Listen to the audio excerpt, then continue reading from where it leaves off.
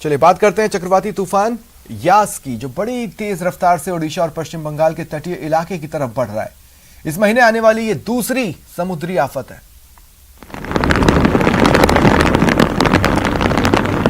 चंद घंटों में आ रहा चक्रवाती तूफान यास बालासोर के करीब दे सकता है दस्तक। गंभीर तूफान में तब्दील होने की आशंका। सावधान, यास ना कर पाए विनाश। अभी बचाव की तैयारी चल रही है। सबसे पहले देखिए इन दो तस्वीरों को। पहली तस्वीर तेजी से आ रहे तूफान की है, जो अपना रंग रूप दिखाने लगा है, तो वहीं दूसरी तस्वीर उन तैयारियों की जिसके जरिए यास की विनाश लीला को कमतर किया जा सके। चलिए अब उसकी आहट भी सुन लीजिए। देखिए कैसे गरज रहा है समंदर, कैसे घूमर रहे हैं काले काले बादल, कैसे पल पल तेज होती जा रही हैं हवाएं। ये सब मिलकर डरा रहे हैं, प्रकृति के रौद्र रूप से रूबरू करा रहे हैं। मौसम विभाग ने चेतावनी दी है कि चक्रवाती तूफान यास के कारण तटीय इलाकों में 2-4 मीटर ऊंची लहरें उठ सकती हैं। भीषण तूफान के दौरान 155 से 165 किलोमीटर प्रति घंटे की रफ्तार से हवा चलने की आशंका है, जो 185 किलोमीटर प्रति घंटे की रफ्तार तक पहुंच सकती है। तूफान की रफ्तार प्रलयकारी है। यही वजह है कि मछुआरों को वापस तट पर बुला लिया गया है। ये तो स्वाभाविक है कि अगर कोई स्टॉर्म आए या कोई आफत आए तो सबको सतर्क रहना चाहिए, जिस वजह से हम लोग सतर्क हो रहे हैं। तटीय इलाकों में रहने वाले लोगों को सूचना देकर सुरक्षित स्थान पर भेजा जा रहा है। वहीं चक्रवाती तूफान यास से निपटने के लिए पश्चिम बंगाल और ओडिशा में एनडीआरएफ की टीमें तैनात की गई, जो हर मुश्किल से निपटने के लिए तैयार है। दौरान हमारे पास फुल किट पीपी का हम इस्तेमाल करते हैं और हमारे पास hand sanitiser, gloves, hood mask और सब कुछ हमारे पास अवेलेबल है। इसलिए कोविड के दौरान भी हमें रेस्क्यू करने में कोई परेशानी नहीं है। हम अच्छी तरह से रेस्क्यू करेंगे।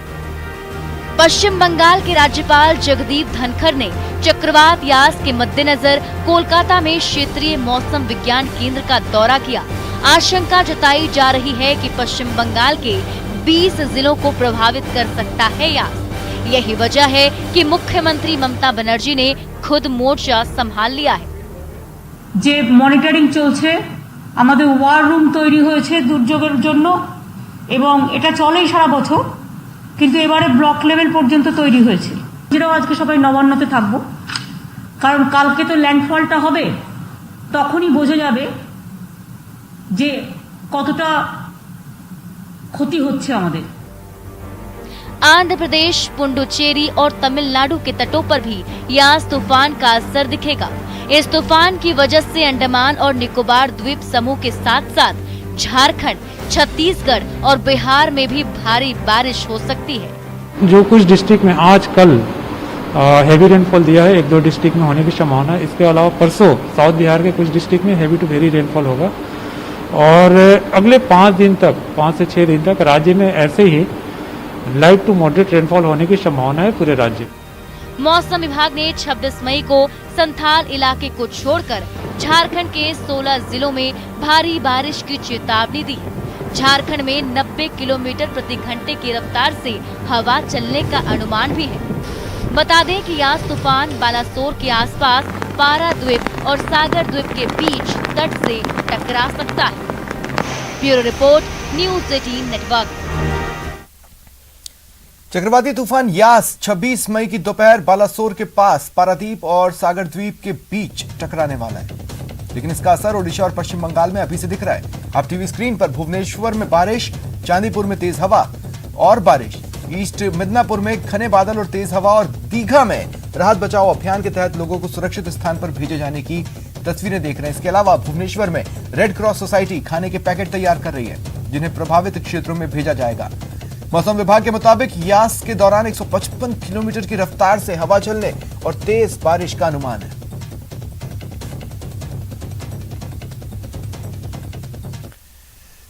कोरोना के बढ़ते हमले के बीच देश भर में अफवाहों का वायरस भी तेज गति से चारों ओर फैल रहा है। अफवाह फैलाई गई 5G नेटवर्क की टेस्टिंग की वजह से देश भर में कोरोना वायरस ने खतरनाक रूप अख्तियार किया। अब दूरसंचार विभाग ने इस अफवाह को लेकर लोगों के मन से भ्रम दूर करने के लिए बयान जारी किया है, जिसके मुताबिक ये अफवाह न सिर्फ गैर कानूनी है बल्कि अतार्किक भी है।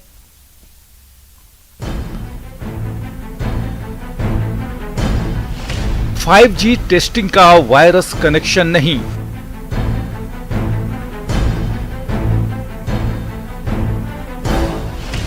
डीओटी ने 5G टेस्टिंग पर भ्रम दूर किया। 5G के बारे में कुछ भ्रांतियां फैलाई जा रही है कि 5G की टेस्टिंग और 5G नेटवर्क से पेंडेमिक बढ़ रही है, जबकि ये बिल्कुल गलत भ्रांति है। डीओटी ने स्पष्ट कर दिया है कि 5G प्रौद्योगिकी और कोविड-19 संक्रमण के फैलाव में कोई संबंध नहीं है। मोबाइल टावर से निकलने वाला रेडिएशन नॉन आयोनिक श्रेणी में आता है, जो कि घातक नहीं है। ये दावा आधारहीन और गलत है कि 5G के परीक्षण और इसके नेटवर्क के कारण कोरोना वायरस फैल रहा है।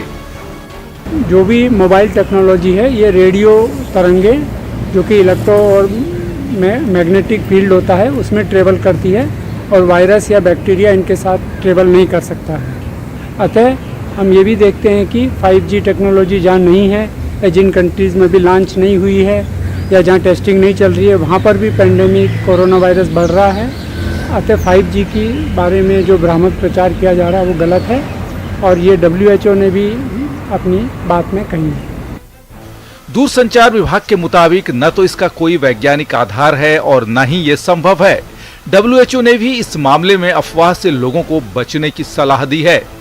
वहीं दूरसंचार विभाग ने यह भी साफ किया कि राजस्थान में अभी 5G प्रौद्योगिकी की कोई टेस्टिंग हुई ही नहीं है।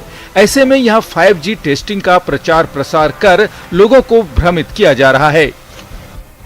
जो इलेक्ट्रोमैग्नेटिक हमारा रेडिएशन है मोबाइल टावर्स का, वो नॉन आयोनाइजिंग फील्ड होता है। ये शरीर को किसी भी तरह से नुकसान नहीं पहुंचाता है। जो बहुत हाई फ्रीक्वेंसी की एक्सरे या इस तरह की आयोनाइजिंग रेडिएशंस होता है, उनसे जरूर शरीर को नुकसान पहुंच सकता है।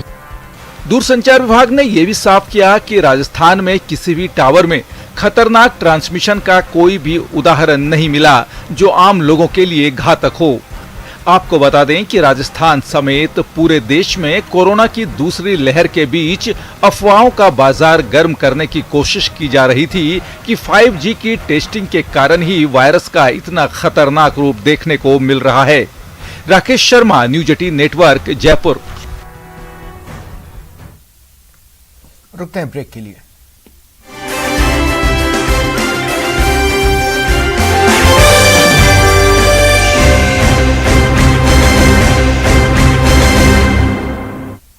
और अब बात करेंगे कोरोना वैक्सीन की बर्बादी रोकने वाले जैसलमेर मॉडल की, जहां वैक्सीन से जुड़े लोगों की समझदारी ने जैसलमेर को पूरे प्रदेश में एक मॉडल के रूप में पेश किया है।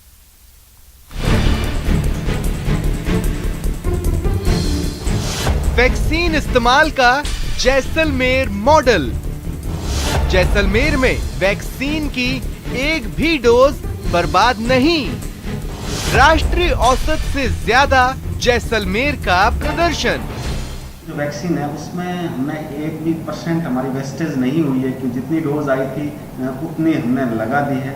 ऑन एन एवरेज हमारा 10.5 एक वाइल में रहा है।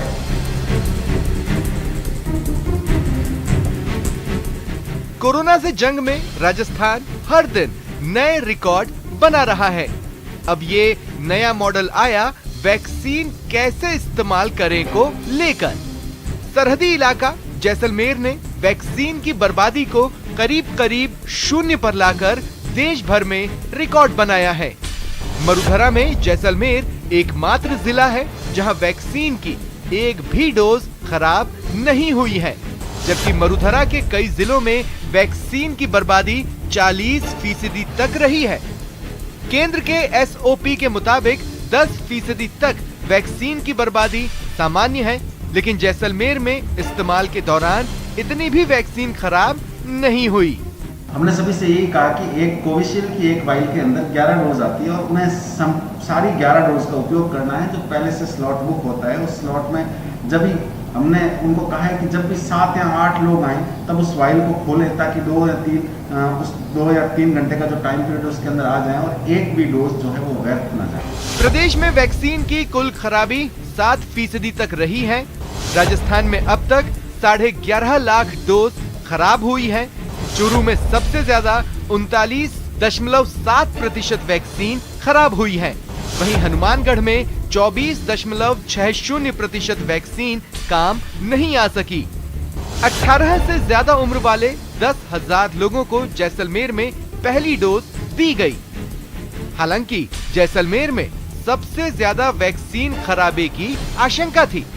जैसलमेर में आबादी घनत्व कम होने के साथ साथ दूरियां सबसे ज्यादा है, जिससे जैसलमेर में कोरोना वैक्सीन के खराब होने की सबसे ज्यादा आशंका थी।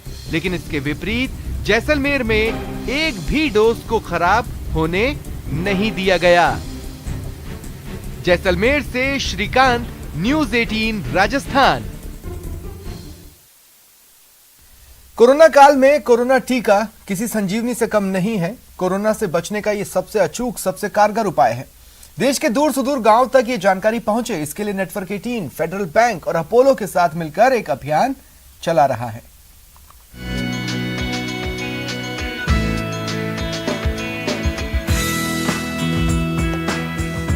नेटवर्क 18 का संजीवनी अभियान अपने अगले मुकाम की ओर है।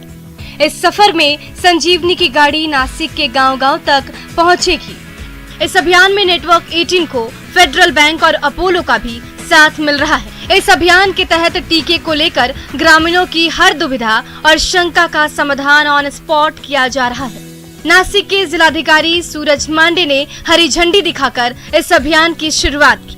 हम 6 नंबर पे हैं। हमें आशा है कि जितना अवेयरनेस ज़्यादा बढ़ेगा वैसे वैसे हमारा जो स्टेटस है वो आगे आगे बढ़ता जाएगा और जल्दी ही हम ये उपलब्धि पा सके कि हमारे ज़्यादातर नागरिक जो है वो वैक्सीनेट हो जाएंगे। आपको बता दें कि इस अभियान के तहत नासिक के 150 गाँव में संजीवनी गाड़ी जाएगी।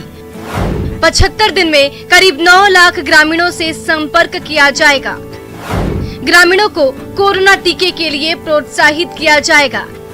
रजिस्ट्रेशन से लेकर टीका लगवाने तक की सुविधा दी जाएगी। अभियान की शुरुआत 7 अप्रैल 2021 को अटारी बॉर्डर से हुई थी। अभिनेता सोनू सूद ने संजीवनी अभियान की शुरुआत की थी। से अभी 150 गांव जाएगी, तो मेरा कहना सभी गांव वालों का और सभी देशवासियों से यही है, ये एक संजीवनी है अभी के टाइम के लिए। ये गांव-गांव में ये वैक्सीनेशन ले जाने का जो एक जिम्मेदारी है हमारी, उसको हम पूरा करें और सहभागी उसमें। नेटवर्क 18 फेडरल बैंक और अपोलो का संजीवनी अभियान देश भर में कई चरणों में चल रहा है। आंध्र प्रदेश के 120 गाँव के लिए ये अभियान 4 जून से शुरू होने वाला है, जिसके तहत ग्रामीणों को टीके के लिए प्रोत्साहित किया जाएगा। Bureau report, news 18 network. और अब टॉप 10 क्राइम। उदयपुर के अंबा माता थाना इलाके में बदमाशों ने एक युवक की पत्थरों से कुचलकर हत्या कर दी। बताया जा रहा है आपसी रंजिश में दोस्तों ने बंसी नाम के युवक की हत्या की। डूंगरपुर जिले के धम्बोला थाना क्षेत्र के कुदरिया गांव में एक युवक ने फांसी लगाकर आत्महत्या कर ली। कारणों का खुलासा नहीं हुआ है। बाड़ी उपखंड के खानपुर गांव में पेड़ से लटका मिला युवक का शव। पुलिस ने शव का पोस्टमार्टम कराकर परिजनों को सौंपा। धौलपुर सैंपौ कस्बे में 2 पक्षों में 250 रुपए को लेकर झगड़ा हुआ। लाठी डंडे चले, 2 लोग घायल हुए। सरदार शहर के विनायक हॉस्पिटल के संचालनकर्ताओं में पारिवारिक रंजिश के चलते मारपीट हुई। घायलों को अस्पताल में भर्ती कराया गया। अलवर के शिवाजी पार्क थाना के अंतर्गत अज्ञात शख्स ने घर में घुसकर लूटपाट की। महिला को नशीला पदार्थ सुंघाकर लाखों के गहने उड़ा लिए। एसीबी ने बड़ी सादड़ी नगर पालिका के चेयरमैन के साले को 2 लाख की रिश्वत के साथ गिरफ्तार किया। जालोर जिले की चितलवाना पुलिस ने 2 क्विंटल 84 किलो डोडा पोस्त बरामद किया। एक नाबालिग को संरक्षण में लिया। सीकर जिले के फतेहपुर कस्बे में दुष्कर्म के प्रयास का आरोपी गिरफ्तार हुआ है। डूंगरपुर की रामसागड़ा पुलिस थाना क्षेत्र की मेवाड़ा चौकी में आग लगने के मामले में बड़ा खुलासा। पकड़ा गया बदमाश और 2 नाबालिग।